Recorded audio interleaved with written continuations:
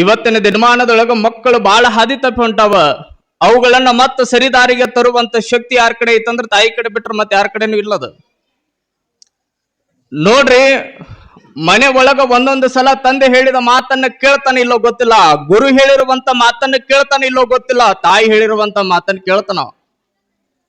ಮತ್ತೆ ಇತ್ತೀಚಿನ ಈ 5G ಯುಗದೊಳಗದೀವಿ ನಾವೆಲ್ಲ. 5G ಯುಗದೊಳಗದೀವಿ.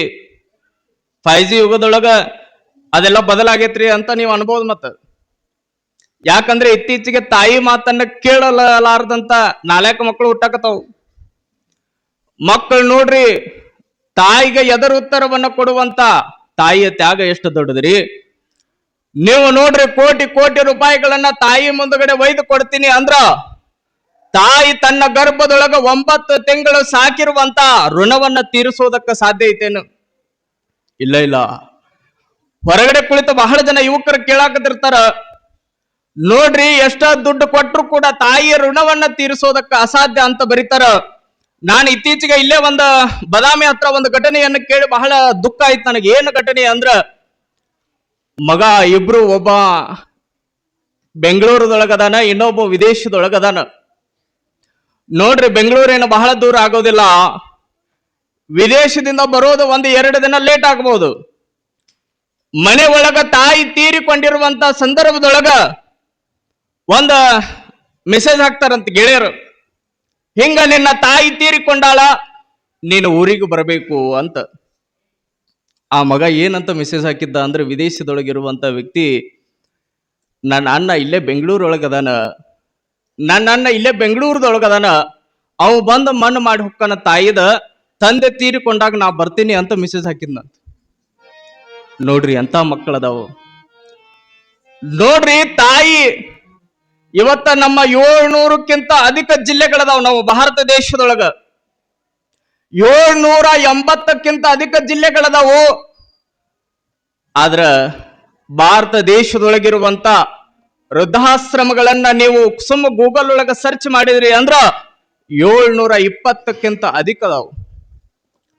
ಎಟ್ರಿ, 780 ಜಿಲ್ಲೆ ಒಳಗ 720ಕ್ಕಿಂತ ಅಧಿಕ ವೃದ್ಧಾಶ್ರಮಗಳದಾವು. ಇಟ್ಟ ವಿಚಾರ ಮಾಡ್ರಿ ನೀವು. ಮತ್ತ ಮಕ್ಕಳ ಮ್ಯಾಲ ಎಟ್ಟ ಪ್ರೀತಿ ನೀವು ತೋರ್ಸಾಕತ್ತೀರಂತ ವಿಚಾರ ಮಾಡ್ರಿ. ನಾವ್ ಅಂದ್ಕೊಳ್ತೀವಿ, ನನ್ನ ಮಗ ಬಹಳ ಚಲೋ ಬೆಳಿಬೇಕ್ರಿ, ಎತ್ತರವಾಗಿ ಬೆಳಿಬೇಕು, ನನ್ನ ಮಗನನ್ನ ದೊಡ್ಡ ದೊಡ್ಡ ಕಾನ್ವೆಂಟ್ ಸ್ಕೂಲ್ಗೆ ಹಾಕಬೇಕು, ಇಂಗ್ಲಿಷ್ ಮೀಡಿಯಂ ಸ್ಕೂಲ್ಗೆ ಹಾಕಬೇಕು, ವಿದೇಶದೊಳಗಿಡಬೇಕು, ಬೆಂಗಳೂರೊಳಗಿಡಬೇಕು, ನನ್ನ ಮಗ ಬಹಳ ಪ್ರಬುದ್ಧನಾಗಿ ಬೆಳಿಬೇಕು ಅಂತ ನಾವೆಲ್ಲ ಭಾವಿಸ್ಕೊಳ್ತೀವಿ. ಮುಂದೆ ನೀವು ಎಷ್ಟು ದೂರ ಇಟ್ಟಿರ್ತಿರಲ್ಲ, ನಿಮ್ಮ ಮಕ್ಕಳು ಕೂಡ ಅಟ್ಟವೈದು ದೂರ ಇಡ್ತಾವ ನಿಮ್ಮನ್ನು. ಅದು ವಿಚಾರದೊಳಗಿರ್ಲಿ. ಒಂದು ಮಾತು ಹೇಳೋದು ಏನು ಅಂದ್ರ, ಮಕ್ಕಳಿಗೆ ಬಡತನ ಅಂದ್ರೆ ಏನ್ ಅನ್ನೋದು ಕಲಿಸ್ಕೊಡ್ರಿ. ಹೆಂಗಾಗಿ ಬಿಟ್ಟಿತ್ತಂದ್ರ, ಮನೆ ಒಳಗ ತಿನ್ನೋದಕ್ಕೆ ಗಂಜಿರ್ಲಿಲ್ಲ ಅಂದ್ರೂ ಕೂಡ ಮಕ್ಕಳಿಗೆ ಬೇಡಿದ್ದನ್ನ ಕೊಡ್ಸೋದು ನಾವು. ಮನೆ ಒಳಗ ತಂದೆ ತಾಯಿಗೆ ಏನು ಇರೋದಿಲ್ಲ, ಆದ್ರೂ ಕೂಡ ಮಕ್ಕಳಿಗೆ ನಾವು ಬೇಡಿದ್ದನ್ನ ಕೊಡ್ತೀವಿ ನಾವು. ಯಾಕಂದ್ರ ನನ್ನ ಮಗ ಬಾಳ ಚಲೋ ಬೆಳಿಲ್ರಿ ಅಂತ. ಅವಕ್ಕೆ ಕಷ್ಟ ಅಂದ್ರೆ ಏನ್ ಹೇಳ್ಕೊಡ್ರಿ, ನೋವು ಅಂದ್ರೆ ಏನ್ ಹೇಳ್ಕೊಡ್ರಿ, ಅವಾಗ ಮಕ್ಕಳು ಚಂದ ಬೆಳಿತಾವು. ಎಲ್ಲ ಕೊಡ್ಕೊಂತ ಹೊಂಟ್ರ, ಬೇಡಿದ್ದನ್ನ ನೀವು ಕೊಡ್ಕೊಂತ ಹೊಂಟ್ರ, ಇತ್ತೀಚೆಗೆ ಹೆಂಗಾಗ್ಬಿಟ್ಟಾವ ಅಂದ್ರ ಮೊಬೈಲ್ ಅಡಿಕ್ಟ್ ಆಗ್ಬಿಟ್ಟಾವ ಮಕ್ಕಳು. ಮೊಬೈಲ್ ಒಳಗೆ ಎಷ್ಟು ಅಡಿಕ್ಟ್ ಆಗ್ಯಾವ ಅಂದ್ರ, ಈ ಇತ್ತೀಚೆಗೆ ಪಬ್ಜಿ ಅಂತ ಬಂದ್ ಹೋತ್ರಿ, ಇದು ಬಹಳ ಸದ್ದು ಮಾಡಿ ಹೋಯ್ತದ ಪಬ್ಜಿ. ಆ ಪಬ್ಜಿ ಸದ್ದು ಮಾಡಿ ಹೋಗಿರುವಂತ ಸಂದರ್ಭದೊಳಗ ನೋಡ್ಬೇಕು, ಪಕ್ಕದೊಳಗ ತಾಯಿ ಅದಾಳಂತನೂ ಗೊತ್ತಾಗ್ತಿದ್ದಿಲ್ಲ, ತಂದೆ ಅದಾಳಂತನೂ ಗೊತ್ತಿದ್ದಿಲ್ಲ. ಪಬ್ಜಿ ಬರೀ ಆಡಬೇಡ ಅಂದಿದ್ದಕ್ಕ ತಾಯಿನ ತಂದೆನ ಕೊಲೆ ಮಾಡಿರುವಂತದನ್ನ ನೋಡಿದ್ರಿ ನೀವು, ಹೌದಲ್ರಿ? ಯಾಕಂದ್ರ ನಾ ಯಾಕೆ ಈ ಮಾತುಗಳನ್ನ ಹೇಳಾಕತ್ತೀನಿ ಅಂದ್ರ, ಇತ್ತೀಚಿನ ಮಕ್ಕಳು ಹಿಂಗ್ ಬೆಳೆಯಕತ್ತಾವ. ಅವುಗಳಿಗೆ ಸಂಸ್ಕಾರವನ್ನ ಕೊಟ್ಟಾಗ ಮಾತ್ರ ಆ ಮಕ್ಕಳು ಚಂದ ಬೆಳೆಯೋದಕ್ಕೆ ಸಾಧ್ಯ.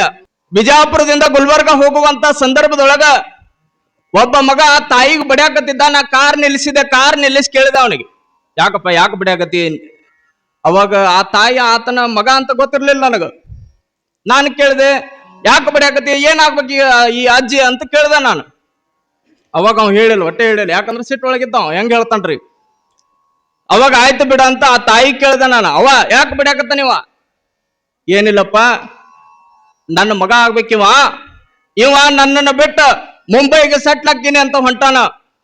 ನನ್ನನ್ನು ಒಬ್ಬೇಕಿನ ಇಲ್ಲಿ ಬಿಟ್ಟ ಮುಂಬೈಗೆ ಹೆಂಡತಿನ ಕರ್ಕೊಂಡು ಸೆಟ್ಲ್ ಹಾಕ್ತೀನಿ ಅಂತ ಹೊಂಟಾನ, ಹೋಗಬೇಡ ಅಂದಿದ್ದಕ್ಕೆ ಬಿಡಾಕತ್ತಾನ ಅಂತ ತಾಯಿ ಹೇಳಿದ್ಲು.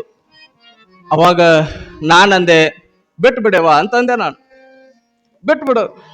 ಇಲ್ಲಪ್ಪ, ಮಗ ಕರುಳು ಹೆಂಗ ತಡಿಬೇಕ, ಮಗ ಕರುಳು ಹೆಂಗ ತಡಿಬೇಕ, ಇರಕ್ಕೆ ನಾ ಒಬ್ಬಕ್ಕೆ ಇಲ್ಲಿ, ನಾ ಮನೆ ಒಳಗಿಟ್ಟ ಸಣ್ಣ ಗುಡಿಸಲೊಳಗಿದ್ದು ಏನು ಮಾಡ್ಲಿ, ನನ್ನನ್ನು ಕರ್ಕೊಂಡು ಹೋಗ ಅಂತ ಅಂದಿದ್ದಕ್ಕ ಬಿಡ್ಯಾಕತಾನ, ಒದ್ಯಾಕತಾನ ಅಂದಾಗ ಅದನ್ನು ಬಿಡಿಸಿ 5 ನಿಮಿಷ ತಡಿ, ತಾಯಿಗೆ ಬಡಿತಾರೇನೋ, ಮಗ ಆಗಿ ತಾಯಿಗೆ ಬಡಿತಾರೇನೋ, ಇಷ್ಟು ಅನ್ನೋದೇ ತಡ ಅವ ಒಂದು ಮಾತು ಹೇಳಿದಾರೆ.